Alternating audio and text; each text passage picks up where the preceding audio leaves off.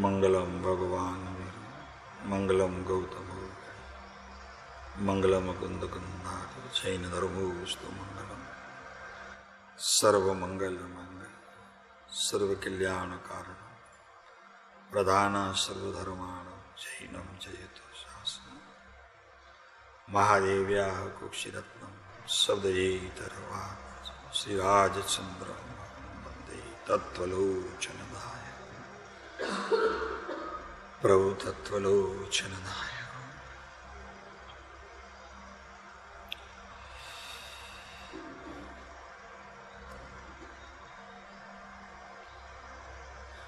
પ્રાર્થના. વિધાતાના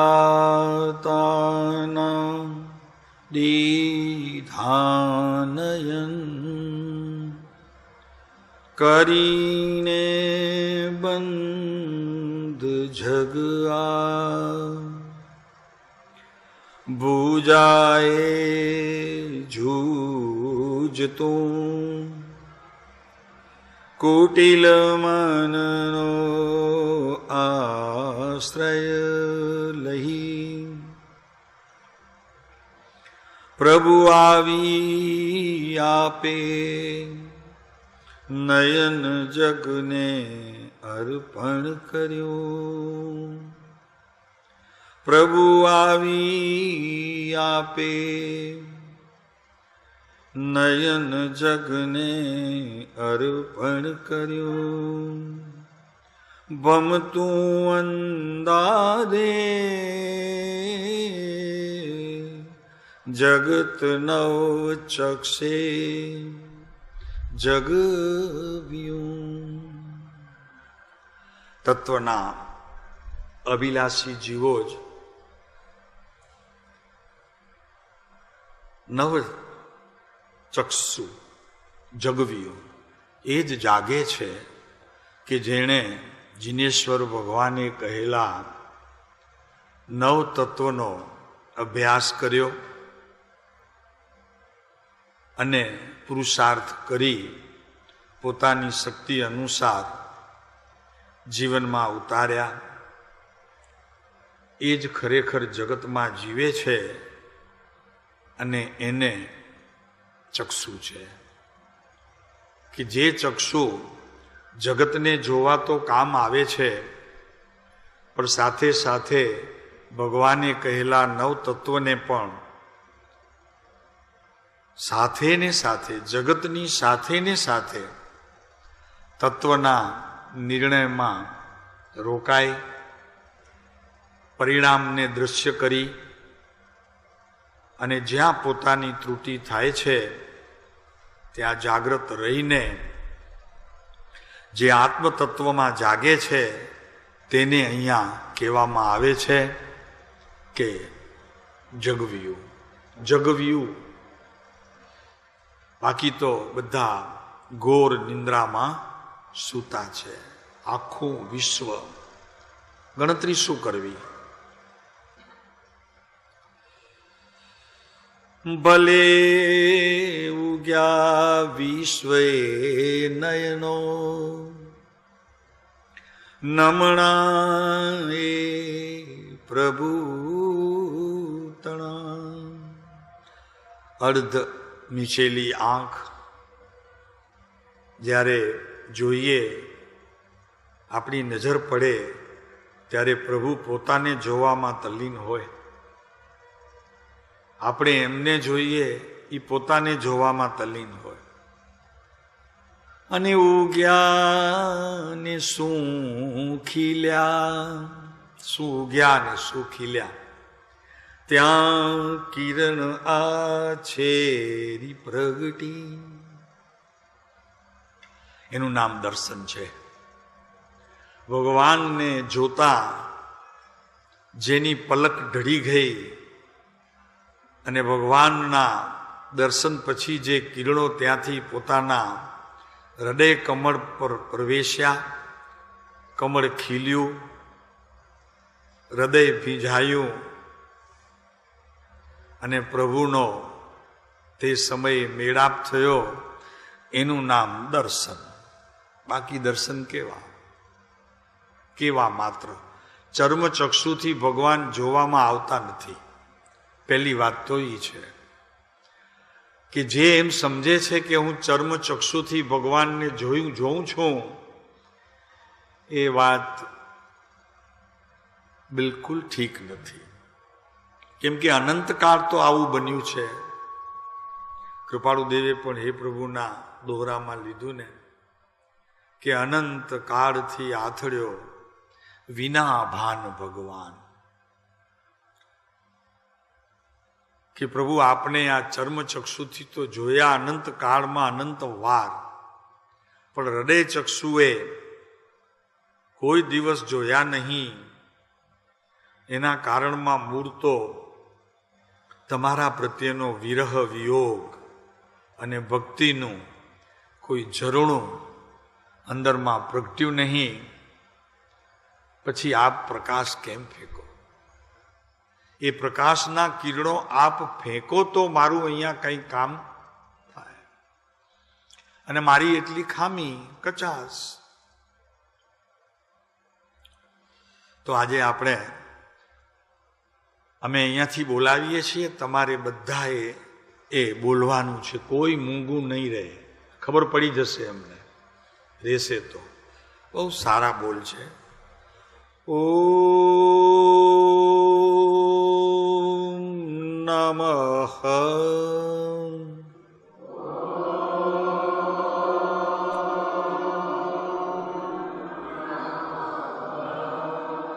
જીન નમઃ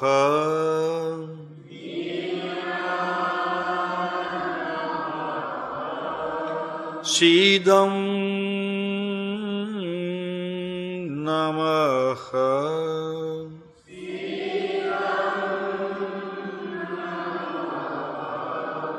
હંસં નમામિ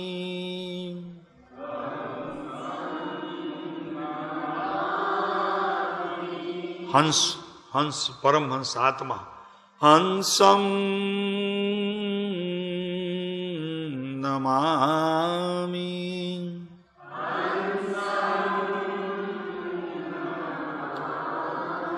ઈચ્છામિ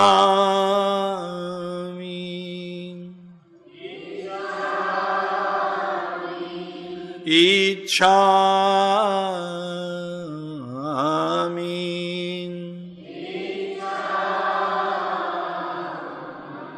ઈચ્છામિ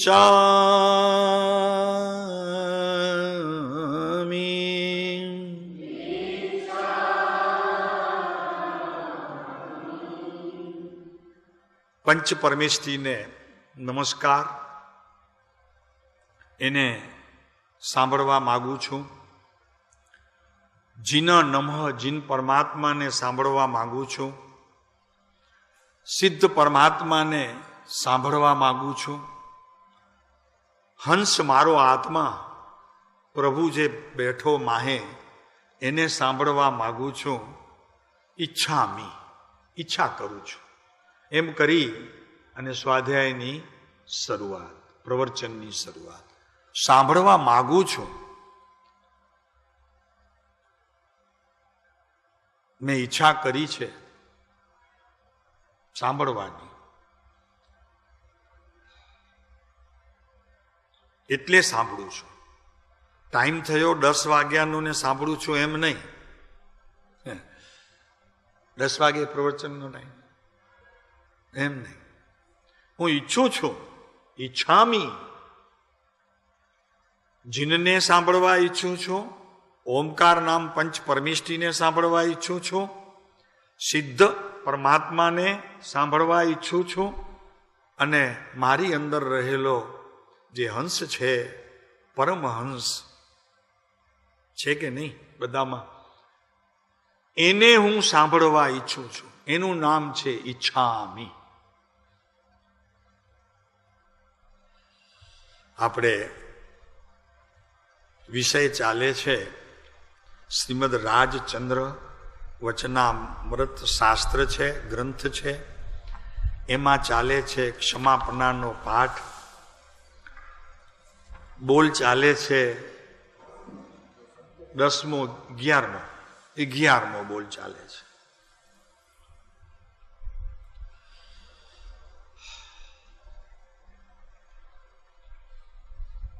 એ બોલમાં કંઈક શબ્દો એવા છે,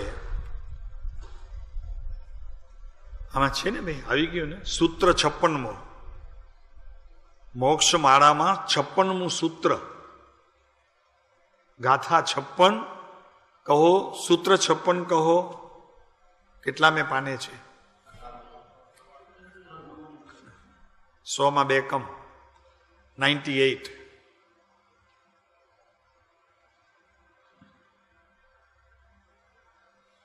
તો કાલે થોડુંક બોલી ચાલ્યું હતું કે ભગવાન પાસે પ્રાથી પ્રાર્થના કરે છે, અને પ્રાથી એટલા માટે છે કે માત્ર એની પ્રાર્થના ભગવાન સાંભળે એટલા માટે નહીં, પણ પોતાની અંદર રહેલું પરમાત્મ તત્વ પણ કંઈક સમજે, સાંભળે અને મને પુરુષાર્થમાં કંઈક સહાય કરે. એટલે આ શબ્દ સહેજે મુમુક્ષુના મુખેથી નીકળે છે કે પ્રભુ,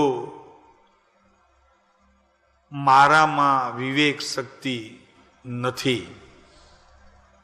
એને ભાન થયું છે કે હું વિવેકહીન છું.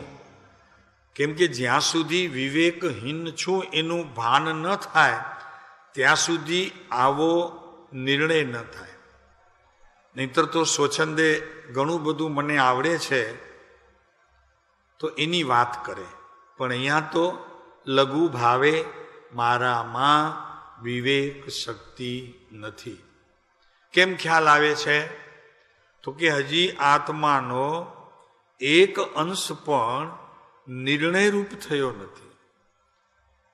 શક્તિરૂપ હોવા છતાં નિર્ણયરૂપ નથી થયો, વ્યક્તરૂપ નથી થયો. છે શક્તિ મારામાં, એક અંશ નહીં, સંપૂર્ણ એને બહારમાં પ્રકાશ કરી શકું એવી મારામાં શક્તિ છે. પણ એ શક્તિમાંનો એક અંશ પણ હું પ્રગટ કરી શક્યો નથી પ્રભુ, એનો જરી મને ખેદ છે. તો આપની આગળ લઘુત્વ ભાવે મારા મિથ્યા જ્ઞાનમાં થયેલો નિર્ણય સમ્યક્ત્વને પામે એટલા માટે આ સ્તુતિ, આ પ્રાર્થના કરું છું કે મારામાં વિવેક શક્તિ નથી. અને આ વિવેક શક્તિ નથી ક્યાં સુધી કહેશે? તો કે જ્યાં સુધી સંપૂર્ણપણે કેવળ જ્ઞાન ઉત્પન્ન નહીં થાય ત્યાં સુધી. આત્મજ્ઞાન થશે તો જવાબદારી પૂરી થઈ, દેવગુરુ શાસ્ત્રની આવશ્યકતા નથી. સ્વચ્છંદે પ્રવર્તું, આજ્ઞાથી બહાર પ્રવર્તું, તો અહીંયા કે છે એની વાત નથી. ક્યાં સુધી મારામાં વિવેક શક્તિ નથી? તો કે પ્રભુ, જ્યાં સુધી હું સંપૂર્ણ મારા આત્મ તત્વને પ્રગટ ન કરું, કેવળ જ્ઞાન ન પામો, ત્યાં સુધી દેવગુરુ શાસ્ત્રનો સહારો મને અત્યંત આવશ્યક છે. કેમ કે દર્શન મોહનીયની પ્રકૃતિઓ પછી જે ચારિત્ર મોહનીયની પ્રકૃતિઓ છે એ તો છે એના કારણે, જશે એના કારણે. એમ કરીને જો સ્વચ્છંદને સેવું તો પ્રભુ, હું પહેલો જ કહી દઉં કે મારામાં વિવેક શક્તિની ઘણી કચાશ છે, ખામી છે. તો કાલે શબ્દ આવ્યું હતું કે વિવેક એટલે શું? અજયભાઈ નવા આવ્યા ને, થોડા નવા આવ્યા છે. તો કે વિવેક એટલે એનો અર્થ છે જાગૃતિ.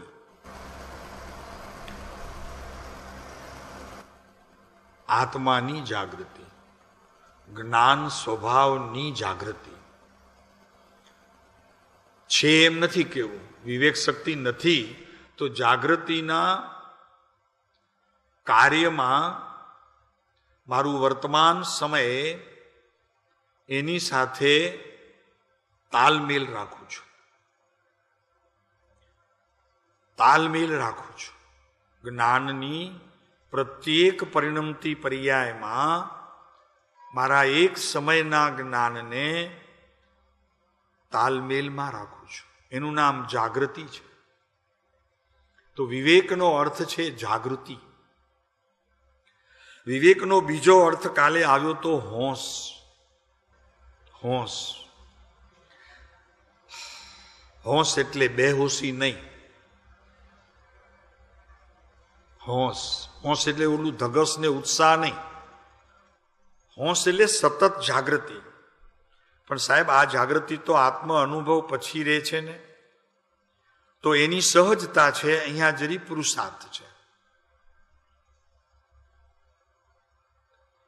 હું કોઈ સમયે બફમમાં ન રહું, કોઈ સમયે ભ્રાંતિમાં ને ભ્રમણામાં ન રહું, બેહોશીમાં ન રહું. પ્રત્યેક પળ મારી જાગૃતિ રૂપે જાય તો હું વિવેક રૂપ છું, અન્યથા વિવેકહીન છું. મારામાં વિવેક શક્તિ નથી. કોણ કે છે? કૃપાળુ. કેટલા વર્ષની ઉંમરમાં કે છે? 16 વર્ષની ઉંમરમાં. 10 વર્ષે રે ધારા ઉલસી, મટ્યો ઉદય કર્મનો ગર્વ રે. 10 વર્ષની ઉંમરમાં તો જેને ઉદય કર્મનો ગર્વ, કે જે ઉદય કર્મ જીવને અનંત કાળથી એની સાથે એકતા કરતો આવે છે અને સંસાર પરિભ્રમણ કરાવે છે, એવો ઉદય કર્મની સાથે એમણે સદાને માટે એકતા તોડી નાખી. એ 10 વર્ષની ઉંમરમાં અને 16 વર્ષે કે છે કે મારામાં વિવેક શક્તિ નથી. સમજાય છે રસિકભાઈ જ્ઞાનીઓની આ વાત?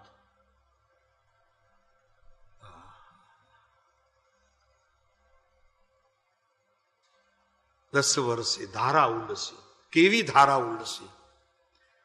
તો કે ધારા એવી ઉલસી કે ઉદય કર્મની સાથેનો નાતો અમે સદાને માટે તોડી નાખ્યો. જબરી વાત છે.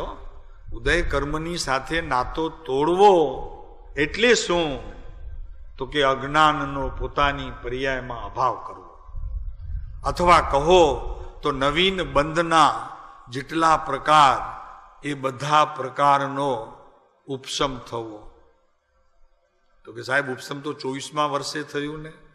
તો કે હવે એ ખુલાસો અમે નથી કરતા શું થયું ત્યારે 24મા વર્ષે. પણ કૃપાળુદેવની એક વાત ખબર છે કે જન્મથી અમે અજ્ઞાનને તો સેવ્યું જ નથી. એટલે અમે જન્મથી વિવેકહીન તો નથી. એ પુરુષના આપણે શિષ્યો છીએ. ઇંગ્લિશ ભાષામાં કહીએ અત્યારે બહુ ચાલે છે, અમે ફોલોઅર્સ છીએ. ખરેખર ફોલો કરે છે. ફોલો કરવું 2 રીતે વિજયભાઈ. એક ફોલો કરવો, એમનાથી આગળ જવું, એનું નામે ફોલો કરવું છે. તો અત્યારે બધા કૃપાળુદેવથી આગળ જઈ રહ્યા છે. એમણે જે નહોતું કર્યું તે અત્યારે આ પંચમ કાળની અંદર ચાલે છે. ફોલો કરે ને. પ્લસ તમારા શેરબજાર વાળા શું કરે? એને ઓવરટેક કરે. કંપનીને શું કે? Take over. ઓવરટેક નહીં, ટેક ઓવર. ભાઈ ઠીક છે, ઓવરટેક કરે ઓલા ટ્રકો અને આ ટેક ઓવર કરે.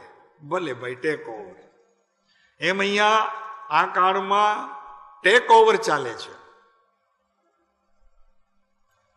દુઃખની વાત છે પ્રભુ, આ પંચમ કાળની અંદર આવો સત્પુરુષનો પ્રત્યક્ષ જેવો યોગ થયો, કારણ કે એમના વચનામૃત એક અક્ષરના પણ ફેરફાર વિના આપણી સામે મોજૂદી ધરાવે છે. દુઃખની વાત તો છે, પણ આપણે ક્યાં દુઃખના રોદડા રડીએ? આપણે તો આ સુખની હેલીએ ચડ્યા છીએ, તો એની વાત કરીએ. જવા દઈએ. મારામાં વિવેક શક્તિ નથી. અને નથી પછી શું? તો કે એથી હું મૂઢ છું. એથી મૂઢ છું. મારામાં મૂઢતા કેને લીધે છે? નહીતર તો પ્રભુ સમ્યક દર્શનનો અમૂઢ અંગ મારામાં પ્રગટ થઈ શકે એવી મારા આત્મામાં જોગવાઈ છે. જોગવાઈ છે, પણ જરી અવળાઈ છે વર્તમાનમાં. જોગવાઈ છે પણ વર્તમાનમાં અવળાઈ છે જરી. એ અવળાઈને લીધે હું જોગવાઈ સુધી પહોંચતો નથી. બાકી નહીતર તો અમૂઢ દશા એ સમ્યક દર્શનનું અંગ મારામાં છે. છે એટલે તો પ્રગટે, બહારથી કાંઈ ના આવે. વસ્તુ તારી અંદર હોય પ્રગટે. તો કે સાહેબ દીવાની જ્યોત તો બહારથી આવે છે ને, તને દેખાય છે, તારી દ્રષ્ટિમાં તને સત સમજાયું નથી. દીવાની જ્યોત કાંઈ ઓલી પેટાવી અગ્નિ એમાંથી આવી છે, એ તો તને બહારનું દ્રશ્ય દેખાય છે. હવે અંતરંગ દ્રશ્યમાં શું છે? તો કે ઈ દેવાની જ્યોત જેને સગ કહે છે એ પ્રગટશે તો જ, જો એમાં બધું ખૂટતું પૂરું હશે તો એનો અર્થ એ થયો એમાં છે. એમાં છે, ઓલું તો માત્ર નિમિત્ત છે. બાર ઉપાદાન તો દીવાનું પોતાનું છે. તો અમૂઢ દશા છે મારામાં, પણ હું વિવેકહીન છું. તેથી કરીને મારામાં મૂઢતા છે. અને અમૂઢ દશાવાન જીવો કેવો હોય? જેની મૂઢતા ગઈ હોય, સમ્યક દ્રષ્ટિનું અંગ પ્રગટ્યું હોય, તો પરની સાથે એકતા તૂટી હોય. તો પરની સાથે તો એકતા તૂટેલી છે, પણ પોતાની સાથે જે પર્યાય છે એ પર્યાયમાં પરનું જે કાંઈ છે એનું એકત્વપણું તૂટી ગયું છે. એટલે અહીંયા કીધું કે પરની સાથે એકતા તૂટી જાય, એનું નામ અમૂઢ દશા છે. એટલે પછી શું થાય? તો કે જે કોઈ પ્રકૃતિ ઉદયમાં આવે, એ ઉદયમાં આવેલી પ્રકૃતિઓ આવીને ખરી જાય છે. એમ કૃપાળુદેવે પણ 10 વર્ષની ઉંમરમાં આ ઉદયની સાથે નાતો તોડી નાખ્યો. પ્રકૃતિનું શું થયું હોય પ્રભુ જાણે, એની વાત આપણે નથી કરતા. 10 વર્ષે શું થયું ને 24મા વર્ષે શું થયું એ આપણો વિષય નથી, એ એમનો વિષય છે. આપણે અંદાજ બાંધી અને કંઈક નવું કહી દઈએ એના કરતા, ભાઈ સાહેબ આપણે 10 વર્ષે શું થયું, અને 24મા વર્ષે શું થયું? હાજર હોય તો પૂછીએ, પણ બાકી તો કોઈને પૂછવાની હિંમત નહોતી ચાલી. કોઈએ પૂછ્યું નથી. સાહેબ આપણને સમ્યક દર્શનની તારીખ તો આપો. કૃપાળુદેવને કોઈએ પૂછ્યું નથી ને કૃપાળુદેવે આપી પણ નથી. પણ એક અંદાજ પછી શાસ્ત્રમાંથી, એમના વચનોમાંથી એમ નીકળ્યું કે 1924ની સાલમાં કારતક સુદ પાંચમથી પૂનમ સુધીના દિવસોમાં એમને સમ્યક દર્શન થયું. કયું થયું એ હવે એમનો વિષય, આપણો વિષય નહીં. કેમ કે જ્ઞાનીઓના અંગત જીવનની અંદર ડોક્યું કરવું નહીં, એમ શાસ્ત્રમાં સ્વામી કાર્તિકેયનું એ કીધું છે. આપણે માન્ય કરવું.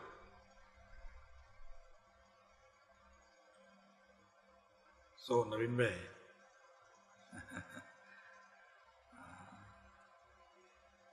મારામાં એ વિવેકહીનતા છે. એ વિવેકહીનતા છે. મારામાં વિવેક શક્તિ નથી. તો વિવેકનો અર્થ છે જાગૃતિ, હોશ. ત્રીજો બોલ લીધો તો કાલે સાવધાની. પ્રત્યેક કાર્ય કરતા પહેલા મન વચન અને કાયાના પ્રવર્તતા યોગોની સાથે સાવધાન. તો કે સાહેબ એ તો મુનિને હોય ને ગુપ્તી. મુનિને તો ગુપ્તી હોય, તો ત્રણમાં ગુપ્ત છે એને ગુપ્તી હોય. એ તો નિયમસારમાં કીધું છે પદ્મધારી મલદેવે કે મુનિની ગુપ્તી કેવી હોય, તો કે એ ત્રણેયમાં ગુપ્ત હોય એનું નામ ગુપ્તી. ત્રણના આચરણમાં હોય એને ગુપ્તી ન કહેવાય. લલિતભાઈ સમજાણું આમાં કઈ? તો અહીંયા ગુપ્તી છે મન વચન કાયાના પ્રવર્તતા યોગોમાં સાવધાની. વચન બોલો સાવધાની, મનમાં વિચાર આવે સાવધાની, શરીરની ક્રિયા કરો સાવધાની. એનું નામ વિવેક છે. અને એ કે છે અહીંયા 56મા સૂત્રની અંદર કે મારામાં વિવેક શક્તિ નથી. તો કે સાહેબ કોણ કહેતું હશે? એ તો મિથ્યા દ્રષ્ટિ કહેતો હશે ને. ભાઈ એ ખબર નથી ભલા, એ આપણો વિષય નથી. આપણો વિષય એ દરેક જીવાત્માનો પોતાનો વિષય છે. સાવધાની. અને આ બધા ગુણ જેનામાં હોય એને જીવનની અંદર પ્રત્યેક પરિણામમાં અશાંત વાતાવરણ ન હોય પણ શાંતિ હોય. શાંતિનો અર્થ છે અહીંયા જે શાંતિનો અર્થ છે તે અનુભૂતિ નહીં, અનુભવ નહીં. શાંતિનો અર્થ છે વિકલ્પ રહિત. નવા વિકલ્પનું જન્મ નહીં અને જૂનું વિકલ્પની ક્રિયા કોઈ નહીં. રસિકભાઈ, વિકલ્પ જે ઉદય થઈને આવે છે એની કોઈ ક્રિયા સાથે સંધિ નહીં. એટલે એનો અર્થ કે વિકલ્પની સાથે મારે રમત નહીં. એનું નામ છે શાંતિ, એનું નામ છે વિવેક. એ છે સાધકની દશા. સાચો આત્મિક સાધન આ છે. અને એને સમજીને આદરતો એ છે સાધક. અને એનું મુખ્ય ધ્યેય છે સિદ્ધ દશા. આ એની રીત છે. બરોબર છે પ્રેમજીભાઈ?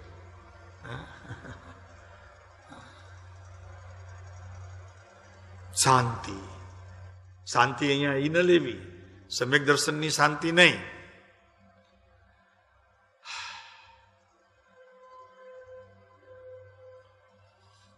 તો કાલે આવ્યું હતું એ પણ થોડું, તો કે આ બધાનું સમાધાન બુદ્ધિમાં છે, આત્મામાં નથી, જ્ઞાનમાં નથી. આનું સમાધાન હજી બુદ્ધિની લેવલ ઉપર છે.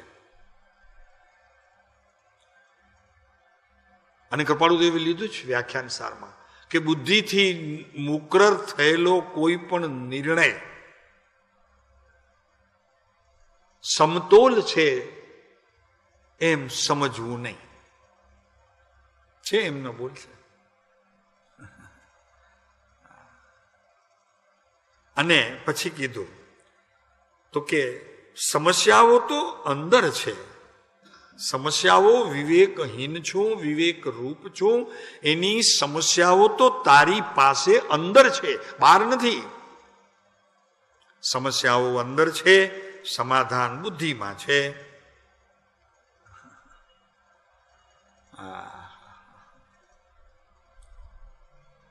અને મને વિવેક નથી કે મને વિવેક છે, મને ફલાણું જ્ઞાન છે, મને અમકડું ઢમકડું જ્ઞાન છે, એ તો ત્યાં સુધી યાત્રિક છે કે જ્યાં સુધી તારામાં બુદ્ધિનો વિષય છે. યાંત્રિક છે, સહજ નથી.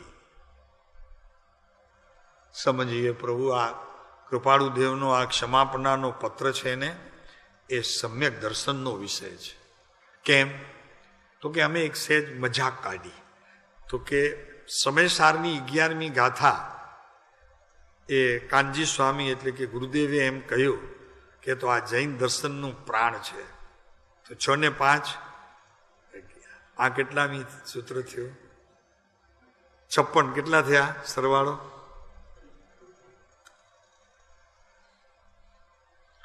અથવા તો કહો કે પર્યાયના 5 સમવાય પર્યાયમાં અને 6 કારણ પર્યાયમાં થયા 11. એટલે આ જૈન દર્શનનું પ્રાણ છે, આ ક્ષમાપણાનો પાઠ, જેના અંતરમાં સ્થિર થયો, બેઠું નથી કહેતા, સ્થિર થઈ ગયો, એને સમ્યક દર્શન થાય. એવી આ વાત છે.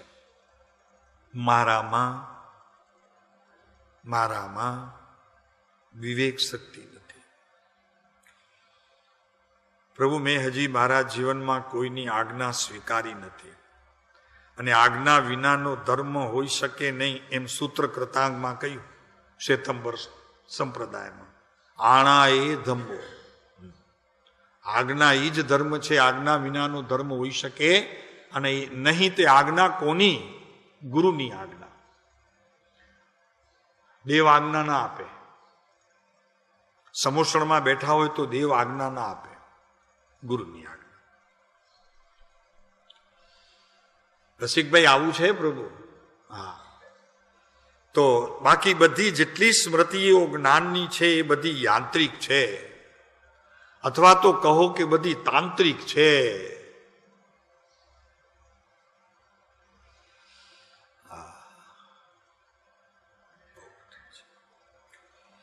અને જોજો, તમે ખ્યાલ રાખજો, જે જીવ શાંત હશે અને જેની સાધના અને એનો જે ક્રમ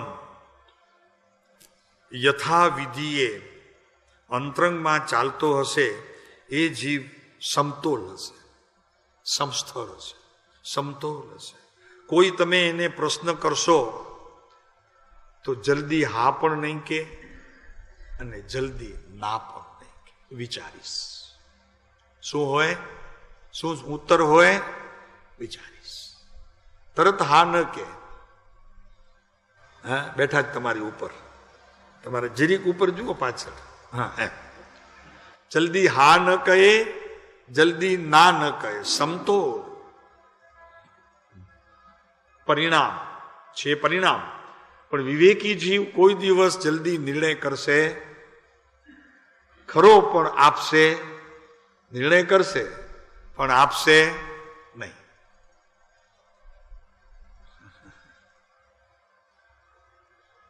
એની પાસે ઓલું છે ને કે આપણે તળ ને ફળ ન હોય, એ વિવેકી જીવ સામાન્ય. અને વિવેકહીન જીવ કોઈ પણ સાહસ કરે તો એમાં ભલી વાર ન હોય. વિવેકહીન જીવ કોઈ પણ સાહસ કરે કાર્યમાં, એમાં એ નાસીપાસ જ થાય,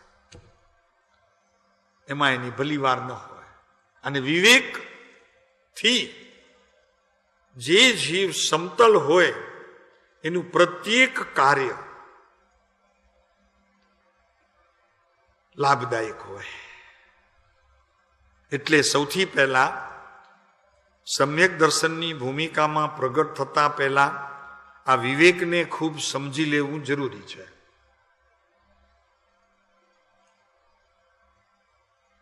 અને એક વાત બીજી, શ્વેતંબર સંપ્રદાયની અંદર સમકિતના 67 બોલ કીધા છે. સમકિતી 67 કહેવામાં આવે છે. વાંચ્યા છે કોઈએ? વાંચ્યા છે ને? એમાં વિવેકહીન વાત છે, એમાં વિવેક છે. વિવેક 67 સમકિતીમાં એક વિવેક છે. વિવેક વિનાનો જીવ, એને સૂત્ર કૃતાંગની સૂર્ય ગણાંગમાં છે. સૂર્ય ગણાંગમાં વિવેકહીન પુરુષને પશુ જેવો કીધો છે. પશુ છે, પશુ સમાન છે. સમયસારમાં મિથ્યા દ્રષ્ટિ જીવને, અજ્ઞાની જીવને પશુ જેવો કીધો છે. બે સરખી વાત છે, કાંઈ ફેર નથી. અજ્ઞાની કહો, મૂઢ કહો, મિથ્યા દ્રષ્ટિ છે. વિવેકહીન કહો, એક જ વાત છે. કેટલું શાંત થવું પડે, કેટલું પચાવવું પડે, કેટલું અંદરમાં ઠરવું પડે અને એ વિધિએ બીજાને જાણ પણ ન થાય.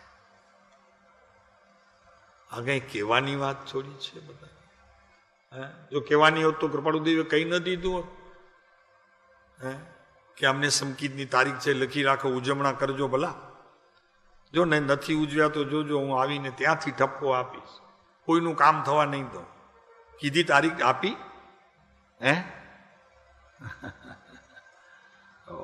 વિષય બહુ જીનો, બહુ આકરો છે. ધર્મને પહોંચી વળવું ભાઈ આ તો મોટા ગજાના માણસની વાત છે. નહીતર તો અનંત કાળમાં અનંત વાર તીર્થંકરની સભામાં જઈ કેવડીની બાજુમાં રહીને કોરો રહી ગયો હોત પ્રભુ. કેટલી ગહેરાઈથી આ બધી વાતો આપણા જીવનની અંદર ઉતારવા જેવી છે. તો એક વાત નક્કી કે વિવેક ન હોય તો તેનું કોઈ સાહસ કામ ના આવે. એમ સમ્યક દ્રષ્ટિ થવા માટેનું સાહસ પણ વિવેકહીન જીવ કરી શકતો નથી. ભરતભાઈ જોજો, જેનામાં વિવેક છે તે જ સાહસ કરશે તો એનો પુરુષાર્થમાં એને સફળતા મળશે. રસિકભાઈ અહીંયા તો આવું ચાલે છે. ખોયું બધું મહિના દિવસમાં, ઘણું ખોયું. હવે બીજી વખત સાંભળશો તો આવી મજા નહીં આવે. આ એક બાજુ મેઘ વરસ્યો ને એક બાજુ મારો કૃપાળુદેવ વરસતો હતો. હા, આ કહીએ છીએ પ્રભુ, સમય ખોયો બધો, ગયું બધું. શું કહો છો નવીનભાઈ? હા, કાંઈ નહોતું. મુંબઈમાં શું હતું તો 4 બ્લાઉઝના પીસ વેચાણા તો શું ને મેચિંગમાં ન વેચાણા તો શું ફરક પડે? ને હવે શું, અહીંયા તો આપણને તો કોઈનું મેચિંગ જોઈતું એ નથી. બધા આવા બધા, એમાં ક્યાં મેચિંગ જોઈએ?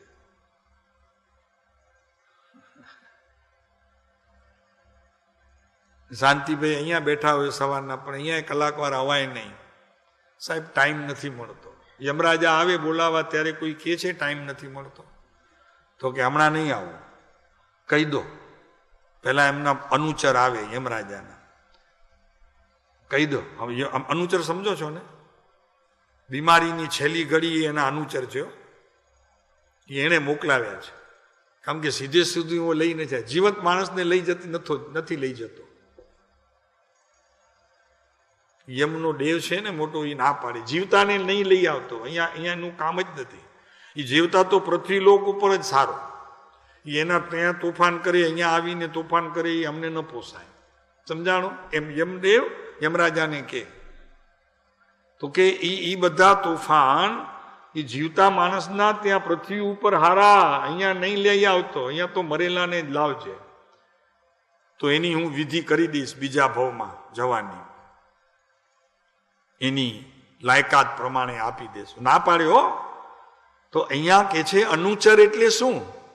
તો કે અનુચર એટલે છેલ્લી ઘડીની બીમારી, અવસ્થાઓ, છેલ્લી ઘડીઓ ગણાય છે, એ એના અનુચર છે. તો એને સખત ઓર્ડર છે કે છેલ્લા શ્વાસ સુધી પણ તું એને ઉઠાવતો નહીં. ઘરવાળા ઉઠાવશે. છેલ્લી ઘડી સુધી મોઢામાં ગંગાજળ નાખીને પણ એને જીવંત રાખવા પ્રયત્ન કરશે. ગંગાજળ એટલા માટે નાખે છે એનું ભલું થાય એટલા માટે નહીં. ભલું તો જીવનમાં એને બિચારો ઘણો રડ્યો, પણ કાંઈ કોઈએ સાંભળ્યું નહીં ઘરનાએ. કણસતો તો પાણીએ ન પાયો, એ એના માટે નહીં પ્રભુ, એ પાય છે એટલા માટે. મરતાને પાય ને, શું કરે? આ વિવેકહીનતા ક્યાં સુધી આ મનુષ્ય વિવેકહીન રહી અને આ સમ્યક દર્શન રૂપી રત્નત્રયને પ્રાપ્ત નહીં કરે, એની વાત ચાલે છે. વિવેક કૃપાળુદેવે પાઠ આપ્યો છે, 50મું છે ને? 50મું છે ને? કેટલામો પાઠ છે? 50મું. 51. ઠીક છે, એકાદ નંબરનું ભૂલ થાય, ઓછા આપજો માર્કા થોડા. પાસ માર્ક તો મળશે, એક ઓછામાં.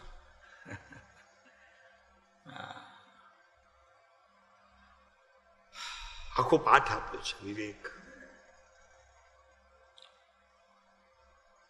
એમ કહીને પછી પાઠમાં લઘુ શિષ્ય, ભગવાન આપ સ્થળે સ્થળે કહેતા આવો છો કે વિવેક એ મહાન શ્રેયસ્કર છે. વિવેક એ અંધારામાં પડેલા આત્માને ઓળખવાનો દીવો છે. જો છે કે નહીં શબ્દો? છે 51માં પાઠમાં છે કે નહીં? શું છે જુઓ કે વિવેક એ અંધારામાં પડેલા એટલે કે મિથ્યાત્વથી ત્રસ્ત, મિથ્યાત્વથી ગ્રસ, વીંટળાયેલો મિથ્યાત્વમાં એ ઓળખવાનો દીવો વિવેક છે. વિવેક રૂપી દીવો હોય તો અંધારું જાય મિથ્યાત્વનું અને સમ્યક દર્શન અનુભૂતિ સ્વરૂપ વેદનમાં આવે. એનું નામ વિવેક.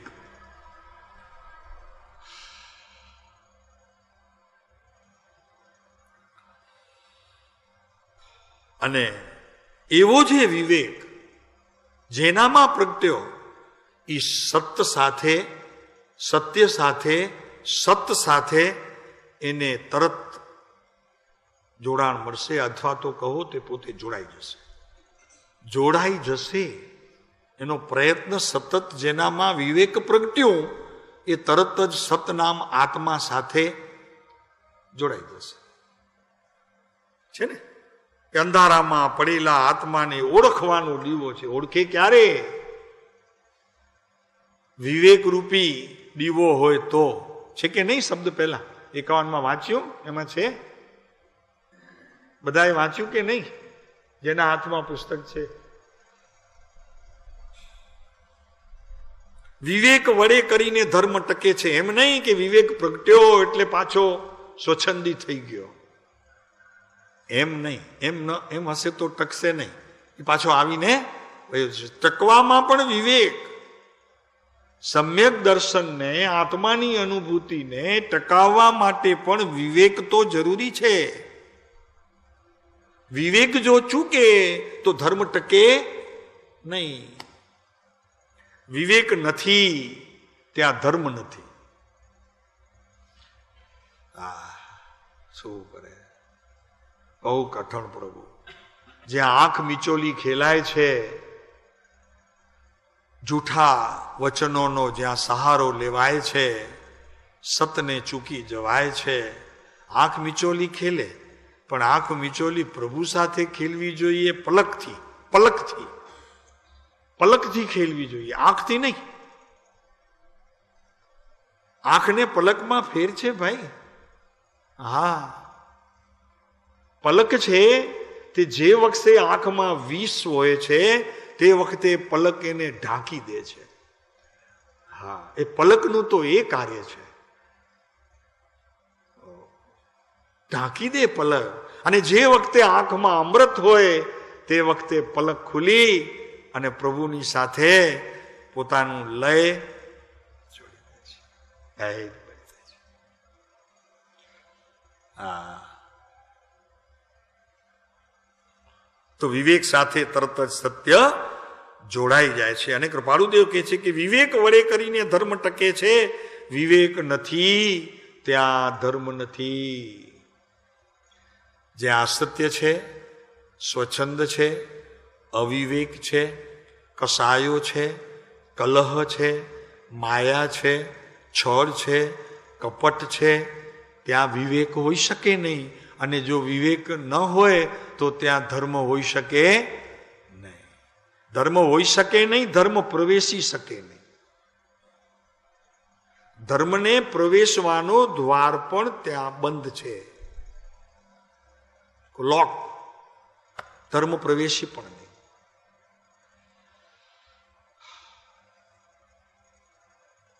એટલે તો કૃપાળુદેવને કહેવું પડ્યું. બધા શાસ્ત્રોમાં છે. આપણે કૃપાળુદેવનું નામ એટલા માટે લઈએ કે આપણે એમને ટેક ઓવર કર્યો છે. 866 નંબરના પત્રમાં છે ને કે દ્રવ્યાનું યોગ અતિ ગંભીર છે. છે કે નહીં? છે. જુઓ તો શું છે,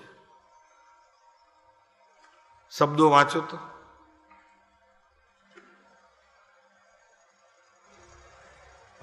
ગંભીર વિષય છે, ગહન વિષય છે.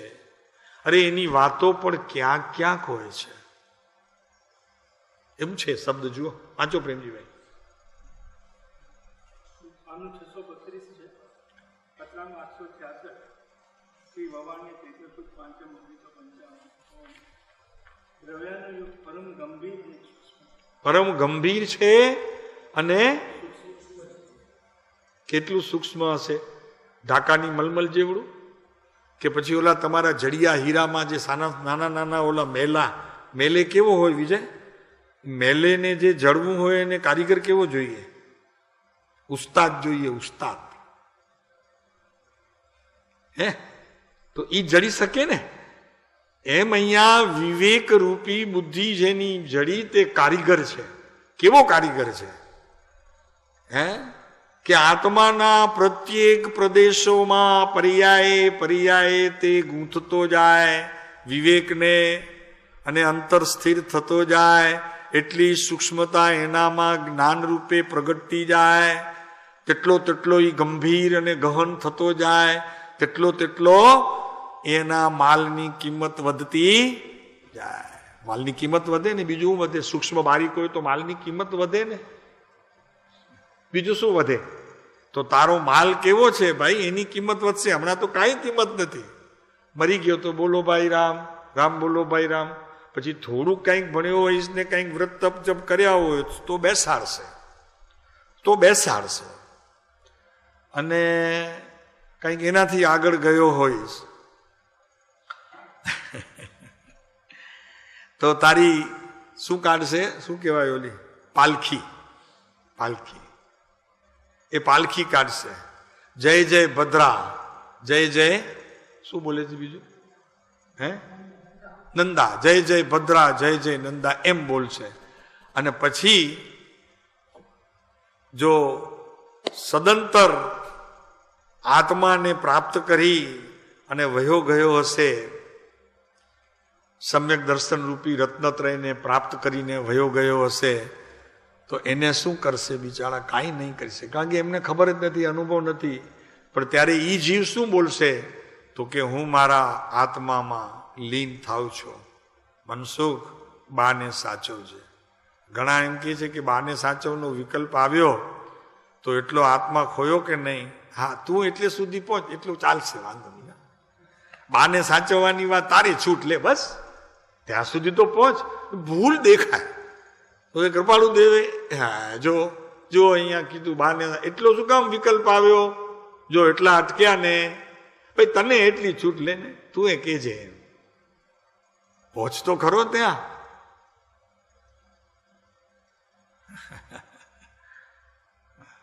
વિકલ્પ આવ્યો, એનો અંત કર્યો તરત જ. વિકલ્પને સમાવવું એના કરતા એ સ્થિતિને બહાર મૂકી દેવું. કેમ કે સમાવવાનો હવે સમય નહોતો. કેમ કે જો સમાવે અંદરમાં તો બીજા વિકલ્પનો જન્મ આપે. એટલે તરત જ કહી દીધું મનસુખને તો કે મનસુખ, બાને સાચું છે. કેમ કે વિકલ્પ આવ્યો, હું મારા સ્વભાવમાં આત્મ સમાધિમાં લીન થાઉં છું. જો વિવેક વગરના જીવન કેવા હોય છે એની એક વાત તમને બહુ સ્પષ્ટ કહી દઈએ કે વિવેકહીન જીવને સૌથી પહેલા એની નાભીમાં, એના નાભી કમળ એને જવાબ આપશે. કેવી રીતે તપાસ કરશો? વિવેકહીન થયો એનો સૌથી પ્રથમ જો ખબર પડશે તો તમારા નાભી કમળ ઉપર ખબર પડશે. કેમ કે તમે એની સાથે જોડાયેલા છો. તમે કોની સાથે જોડાયેલા છો અત્યારે? આત્મા સાથે નહીં, તમે એ નાભી સાથે જોડાયેલા છો કે જ્યાંથી બીજી 107 નાડીઓ શરૂ થાય છે. બીજી 700 બીજી, પણ 107 જે મુખ્ય નાડીઓ છે ત્યાંથી તમારું જીવન શરૂ થાય છે. એમાં મુખ્ય નાડી 4 છે, ઈંગલા, પિંગલા અને બીજી હજી એક છે, પછી સુષુમ્ણા. આ નાડીઓ ત્યાં મુખ્ય છે. બાકી 107 નાડીઓમાં તમારી બુદ્ધિ, તમારું ચિત્ત, તમારું ચૈતન્યનું પ્રમાણ, તમારા વિકારો, તમારા વિભાવો, તમારું અસત્યપણું, તમારું સત્યપણું, એમ પ્રત્યેક તમારું કાર્ય એ 107 નાડીઓમાં વિસ્તૃત થઈ અને તમારા મસ્તક સુધી પહોંચાડે છે અને પછી ત્યાંથી તમે ક્રિયામાં જોડાઓ છો.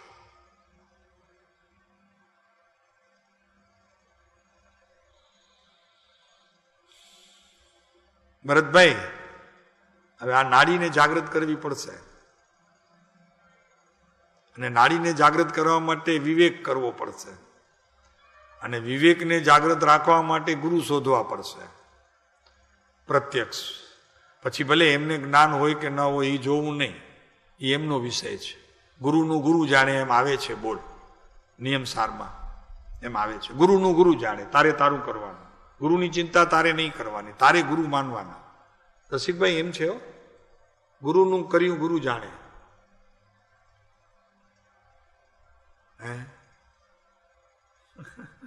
નવું લાગે છે, નવું લાગે છે.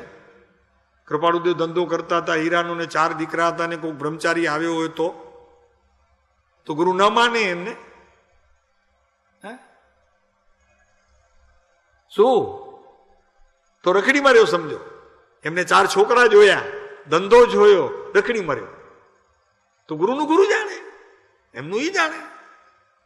પણ એમનામાં એમણે સત પ્રકાશતું જોયું હોય ને અંદરમાં શ્રદ્ધા કઈ ડગું મગું હોય તો પૂરી બેસાડી દેવી જોઈએ, ઠોસ.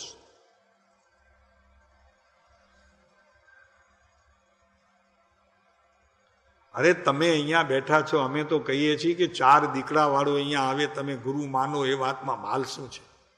અમે કહીએ છીએ, ચેલેન્જથી તમને કહીએ. અત્યારે કોઈ ગૃહસ્થ આવે અને એને 4 દીકરા હોય, ધંધો કરતો હોય તો તમે ગુરુ માનો, અમે તમારી સાથે શરત લગાડવા તૈયાર છીએ. આ તો કોઈ તમારા મહાભાગ્ય જાગ્યા છે કે કૃપાળુદેવના દેહોત્સર્ગ પછી એમના વચનો હાથમાં આવ્યા અને એમને સતપણે પ્રકાશવા વાળા અંબાલાલભાઈ વગેરે, જુઠ્ઠાભાઈ વગેરે, પ્રભુશ્રી વગેરે, એમનું જીવન અને એમનું કવન આપણી સામે આવ્યું, ત્યારે આપણે એ પુરુષને કંઈક શ્રદ્ધામાં એક ખૂણે સ્થાન આપી શક્યા છીએ. બાકી નહીંતર વાતમાં માલ નથી નલિનભાઈ.